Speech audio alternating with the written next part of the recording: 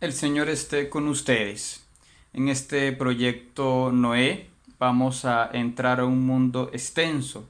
Es el mundo de Persia, un país que actualmente se llama Irán, un país inmenso que identificamos con sus alfombras, con su mercado persa, los magos de Oriente. De allí, incluso en castellano, tenemos palabras como paraíso, bazar, harén, mago, en fin. Y vemos que muchos de los lugares que están aquí cercanos terminan en stan. Stan es una palabra persa que significa lugar. Tenemos países como Afganistán, Pakistán, Turkmenistán, Uzbekistán, Kazajistán, Kirguistán y Tayikistán. Es decir, todo este mundo es el mundo persa.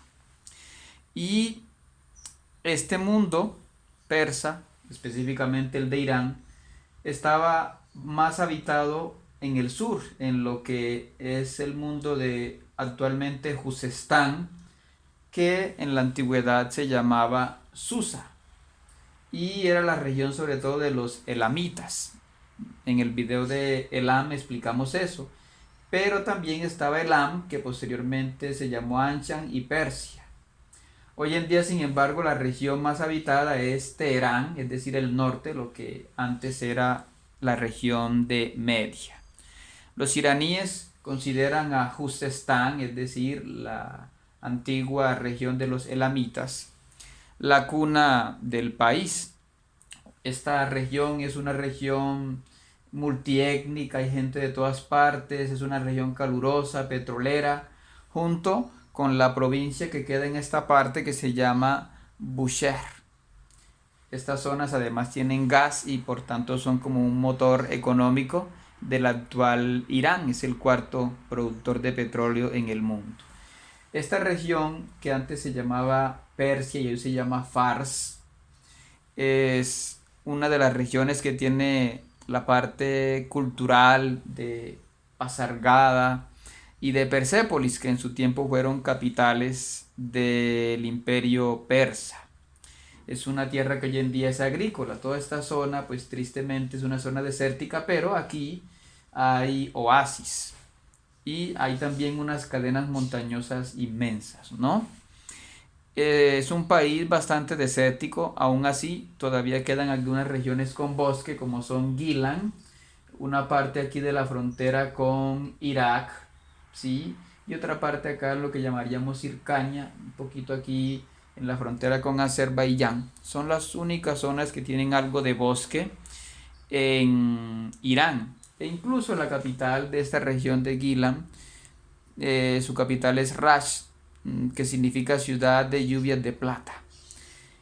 Entonces, hay una región que se llama Ilan, aunque fue un nombre honorífico porque en realidad Elam queda acá, pero pues el gobierno de Irán le puso el nombre a esta parte fronteriza con Irak. Irán es una región con bastante flores, la gente ama eso, y incluso hay muchas ciudades que se llaman Golestán, que significa tierra de flores. Este país es más grande que Colombia, tiene 1.600.000 kilómetros, es 4 veces más grande que su vecino Irak. El idioma que se habla actualmente es el farsi, que es descendiente del persa. Bueno, hay una historia un poco extensa sobre este idioma. También lo hablan aquí en esta parte de Afganistán, pero allí lo llaman el dari. Y en otras partes como Tayikistán lo llaman el tayiki. Además se escribe distinto, ¿no? Aquí usan el alifato, el alfabeto árabe, mientras que en Tayikistán usan el cirílico, la escritura de los rusos.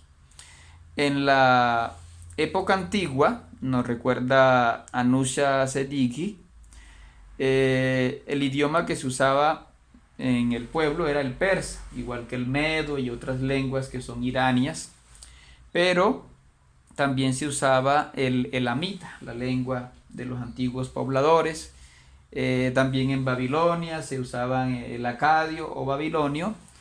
Y por supuesto otros pueblos arios también usaban su propia lengua, ¿no? Incluso estas lenguas hoy en día se conservan. Irán es la tierra de grandes profetas como Zoroastro, el fundador del mazdeísmo o zoroastrismo. También está Mani, el fundador del maniqueísmo. Es una tierra de místicos, en fin, ahí también surge del mundo islámico el chiismo, el ismaelismo, el bahá'í, el sufismo, en fin. Ahí también nacieron algunos grupos gnósticos, ¿no?